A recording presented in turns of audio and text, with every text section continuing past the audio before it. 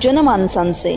अहिल्यानगर जिल्ह्यातील जामखेड या ठिकाणी असलेल्या कवडगावमध्ये मागासवर्गीय समाजाच्या स्मशानभूमीवर एका व्यक्तीने ताबा मारलेला आहे।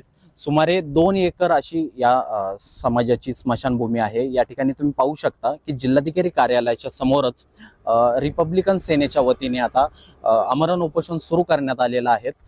या ठिकाणी जामखेड भागातील जे काही रिपब्लिकन सेनेचे जे पदाधिकारी आहे ते या उपोषणामध्ये दाखल झालेले आहेत। जी स्मशानभूमीची जी जागा आहे 2 एकर जे क्षेत्र आहे त्याच्यावर एका व्यक्तीने अतिक्रमण केलेलं आहे, ताबा मारलेला आहे। या व्यक्तीवर तात्काळ अॅट्रॉसिटी ॲक्टनुसार गुन्हा दाखल करून ती जागा मोकळी करून देण्याची मागणी रिपब्लिकन सेनेच्या वतीने करण्यात आलेली आहे। याच पार्श्वभूमीवर आज 9 तारखेला जिल्हाधिकारी कार्यालयाच्या समोरच हे आमरण उपोषण सुरू केलेलं आहे।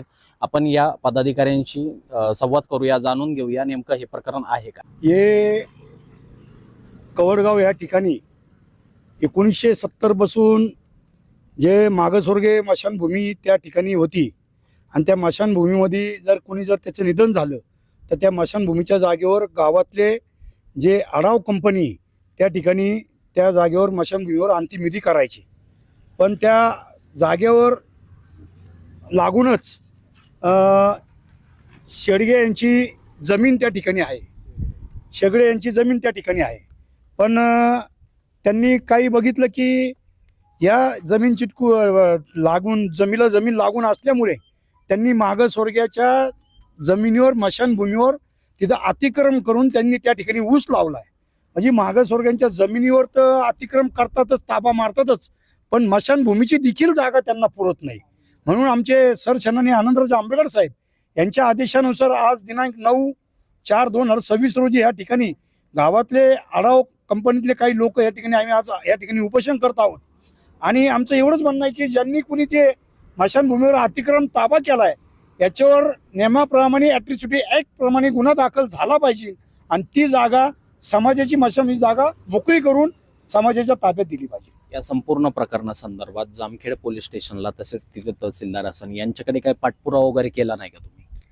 मी आत्ता माझ्याकडं आमचे सरसेनानी आनंदराव आंबेडकर साहेब त्यांच्याकडे मुंबईला या ठिकाणी या कवडगावातले काही लोक आढाव कंपनी त्या ठिकाणी गेले होते।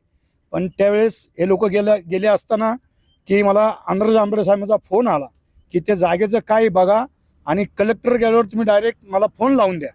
तर आज त्या गावातले लोक 2018 पासून तहसीलदार असेल, तलाठी असेल, गावातला पोलीस पाटील असेल, यांना सगळ्यांना कागदपत्री सगळे व्यवहार करून त्या ठिकाणी कारवाई होत नाही। म्हणून आज रिपब्लिकन सेना या ठिकाणी आमरण उपोषण करत आहे।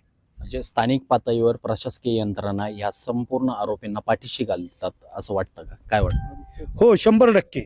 कारण की त्या कवडगाव ग्रामपंचायतमध्ये एक तर आधीच तर इतका भ्रष्टाचार चालू आहे आणि ते भ्रष्टाचार चालू असताना ग्रामपंचायतले सदस्य असतील, तिथला पोलीस पाटील असेल, सरपंच असेल, तिथला एक उपसरपंच मातंग समाजाचा मागासवर्गीय समाजाचा काही लोक हाताशी धरून ती जागा 80 आर म्हणजे 2 एकर जागा ते करत करत त्या लोकांनी फक्त 20 गुंठे जागा ठेवली, बाकी सर्व त्याच्यावर अतिक्रमण त्या ठिकाणी केलेलं आहे। आता जागा मोकळी करण्याची तुम्ही मागणी केली आहे, परंतु जर प्रशासकीय यंत्रणेकडून काही याच्यावर कारवाई नाही झाली तर पुढची भूमिका काय राहणार आपली? या ठिकाणी आम्ही आज उपोषण केलं। जिल्हाधिकारी साहेबांनी आमचं या ठिकाणी म्हणणं आहे की त्यांनी आदेश द्यावेत तिथल्या तहसीलदारला आणि पोलीस स्टेशनच्या PIला की ती मागासवर्गाची भूमीची जागा आहे ती खाली करून समाजाच्या ताब्यात द्यावा, अन्यथा ते झालं नाही तर उद्या आम्ही आनंदराव आंबेडकर साहेबांच्या याच्या कानावर घालून आम्ही या राज्याचे उपमुख्यमंत्री एकनाथ शिंदे साहेब यांना भेटून ते आम्ही